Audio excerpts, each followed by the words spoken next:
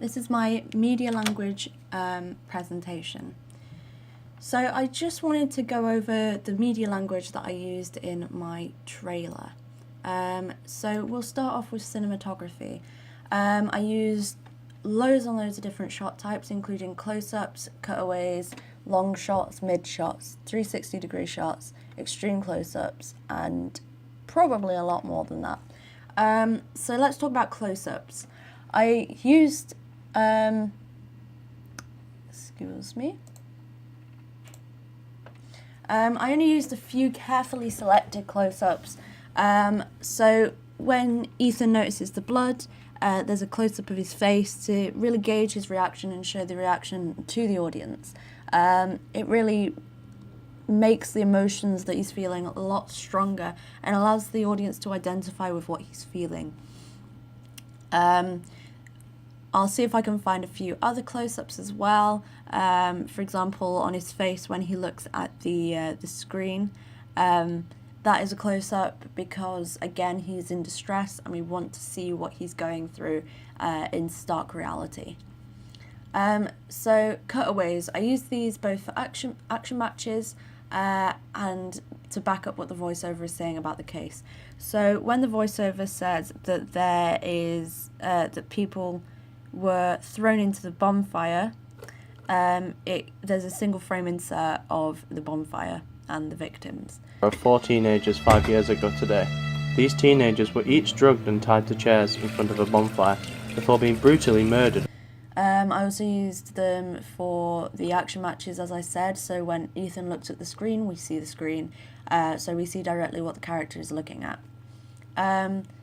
So long shots I used to establish location and increase the feeling of isolation in the audience, to increase the tension, really. I used a couple of long shots, one being sort of in the detective scene even. That's sort of a long shot because you see that David's character is stood up, whereas the chief is sat down at her desk. And to get both of them in the frame, it needs to become more of a long shot than a mid shot. I also used it in the bit with the bonfire where the 4 victims are staring at the bonfire and screaming. That's also a long shot to get everyone in and to increase the feeling of isolation with the audience. Mid shots is the main type of shot that I used. It feels quite natural and doesn't give many unwanted subliminal messages that I didn't intend to get across the audience. But if it does, then again, it's a way for the audience to sort of interpret the film in the way that they wish to. If they want to read further into it, then they can in their own way. And it's really about how they deal with what the character is feeling. The 360-degree shot, I only use one of these. And this is when I go around Ethan when he's going a bit crazy. I actually got it from Saw in the reverse bear trap scene where the camera does a 360 shot track around around Amanda, the character. But I made it a bit different. Rather than zooming in and making the editing really fast paced, I superimposed the footage and that really showed him going out of his mind. He was losing his attachment to reality. So it sort of showed my inspirations as well. Then extreme close-ups, we've got one of the blood at the end, which sort of increases the feeling of dread and leaves a final impression on the audience as to what this film is really about. I also did bits and pieces in the case file that I then superimposed with the scene of the detective and the chief talking and the chief reading the case file as well. So let's talk about editing. So just a little overlook. I used montage, superimposed footage, single frame inserts, POV shots as well. Which I don't know why I put that in editing. I should have put that in cinematography, but okay. So montage. The montage at the start really introduces you to the character and the fact that he always has routine. The straight cuts make it seem regimented and set into place.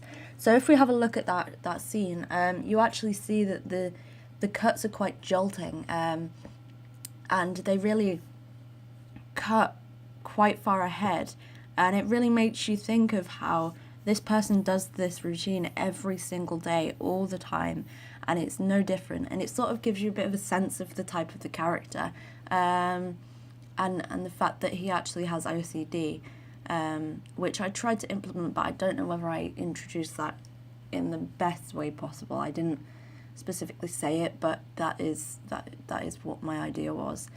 Then superimposed footage, if we look at that, we really see superimposed means basically a layer on top of another one whilst the previous layer is still visible. So I did this twice. I did it once in the 360-degree shot, where I shot the sequence where I went round and round and round and round and round with Ethan trying to struggle and get out. Then I copied that twice. Then one of them I sped up and the other one I slowed down, and I cut them to the same amount of time. So I did that, and then I turned down the opacity on both of them to 50% and superimposed them that way. And it really made you be able to see the blurring of what's real, and it really made it look quite psychological and quite disorienting as well. I also used it in the detective scene, which is quite an experimental thing to do.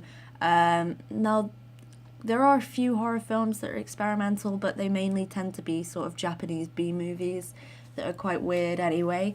But I thought that it sort of gave even more to the psychological aspect, because it didn't seem natural, it didn't seem real, and it seemed quite scary and weird. Now, it is used in horror a little bit, superimposing footage, but I added quite a red, yellowy hue to it. I added a colour cast that wouldn't really usually be used with superimposing. And what I did was I actually filmed the images of the case file, so the written bit of the case file, the pictures, the pictures of the people with the where the injuries are. I actually shot those through glass, and the glass was sort of like a bobbled shape. So as I put the lens through it, it distorted what the lens saw, and I thought that looked quite experimental as well. I then overlaid those and changed the opacity and put them on top of the detective conversation and on top of the chief looking at the case file. So we really got to see her shock at the images there. Now the single frame inserts were to introduce the audience to the narrative and make the victims and bonfire stand out. It adds to the psychological aspect, as it seems like someone's looking back at it, and that's something that's always playing on his mind. And it makes the audience wonder what the hell is going on, what this bonfire has to do. And it really, because before I added the single frame inserts, there wasn't really much mention of the victims. There was one single shot really of the victims in front of the bonfire, so I just wanted to exacerbate that and really show it throughout the trailer rather than just at the end. Then the point of view shots, I don't know why it's in editing. As I said, it should be in cinematography, but it allows the audience to see from the character's point of view, from their perspective, and I used it particularly in the sink scene where we see him washing his hands and we see what he sees as well. So I thought that was quite effective. So let's talk about sound, which I made all of the sound myself, apart from in the pandemonium at the bottom there, where I got the sounds from the internet in order to make it sound more professional and show my influences.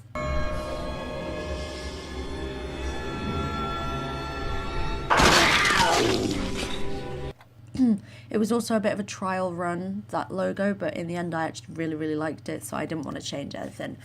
I showed my influence because the roar heard on the slash of the demon is from a sniffer dog from Silent Hill 4.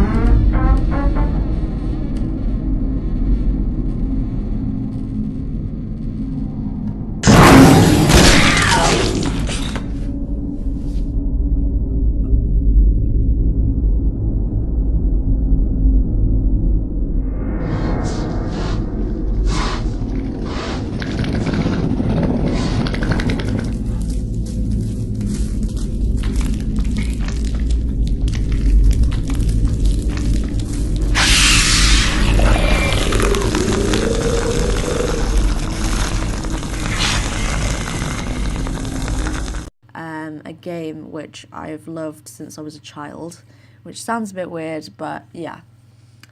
So let's start off with the voiceover. It sets the scene for the audience and allows them a glimpse into what's going on. It tells them a bit about the narrative, and it reads more than a case report, more like a case report than a voiceover of what's going to happen. It's something that's already happened.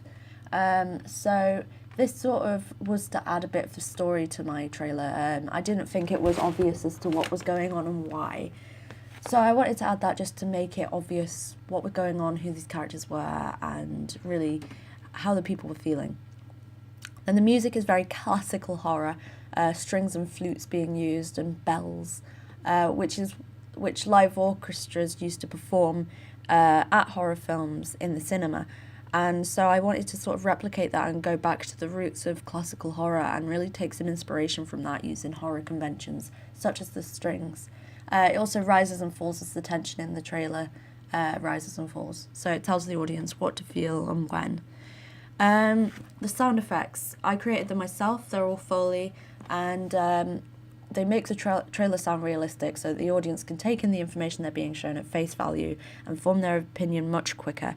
It also doesn't distract them from what's going on in the film. In the trailer, sorry. The sound bridge, I used that when Ethan looks up at the mirror and screams.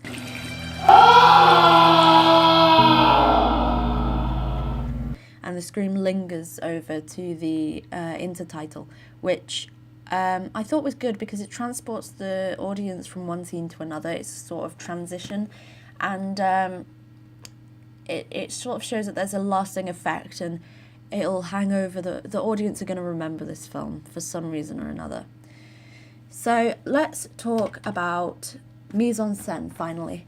The blood I made myself using flour, water and food colouring. It's a classic part of horror and it seemed only fitting that it should be in my trailer.